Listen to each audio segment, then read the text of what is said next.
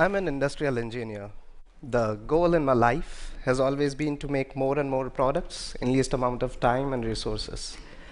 While working at Toyota, all I knew was how to make cars until I met Dr. Akira Miyawaki, who came to our factory to make a forest in it in order to make it carbon neutral.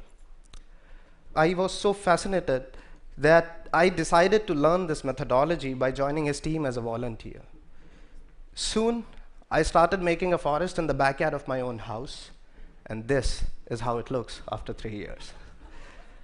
These forests, compared to a conventional plantation, grows 10 times faster.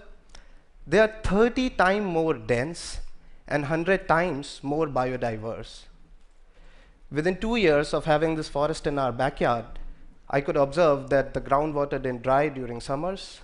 The number of bird species spotted in this area doubled. Quality of air became better, and we started harvesting seasonal fruits, growing effortlessly right in the backyard of our house. I wanted to make more of these forests. I was so moved by these results that I wanted to make these forests with the same acumen with which we make cars or write software or do any mainstream business. So I formed a company which is an end-to-end service provider to create these native natural forests. But to make afforestation as a mainstream business or an industry, we had to standardize the process of forest making. So we benchmarked the Toyota production system, known for its quality and efficiency, for the process of forest making. For an example, the core of TPS, Toyota production system, lies in Haijunka, which is manufacturing of different models of cars on a single assembly line. We replace these cars with trees, using which now we can make multi-layer forest. These forests utilize 100% vertical space. They are so dense that one can't even walk into them. For an example, we can make a 300 trees forest in area as small as parking spaces of 6 cars.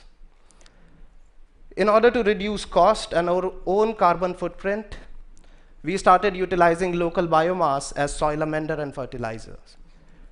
For an example, coconut shells crushed in a machine mixed with rice straw, powder of rice husk mixed with organic manure is finally dumped in soil on which our forest is planted. Once planted, we use grass or rice straw to cover the soil so that all the water which goes into irrigation doesn't get back evaporated into atmosphere. And using these simple improvisations, today we can make a forest for cost as low as cost of an iPhone. Today we are making forests in houses, in schools, even in factories with the corporates, but that's not enough. There is a huge number of people who want to take matters in their own hands, so we let it happen. Today we are working on an internet-based platform where we are going to share our methodology on an open source, using which anyone and everyone can make their own forest without our physical presence being there, using our methodology. On a click of a button, they can get to know all the native species of their place.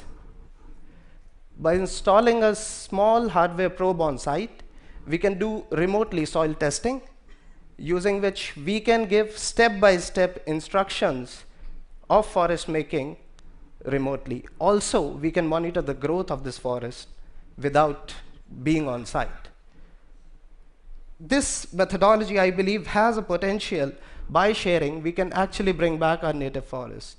Now, when you go back home, if you see a barren piece of land, do remember that it can be a potential forest. Thank you very much.